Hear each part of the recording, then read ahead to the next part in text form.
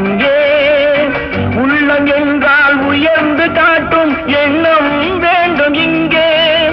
பிறந்த நாடே சிறந்த கோயில் பேசும் மொழியே தெய்வம் இதை மறந்திடாமல் வாழ்ந்து வந்தால் கோபுரமாகும் கொள்கை நான் உங்கள் வீட்டு பிள்ளை இது ஊரறிந்த உண்மை நான் செல்லுகின்ற பாதை பேரறிஞர் காட்டும் பாதை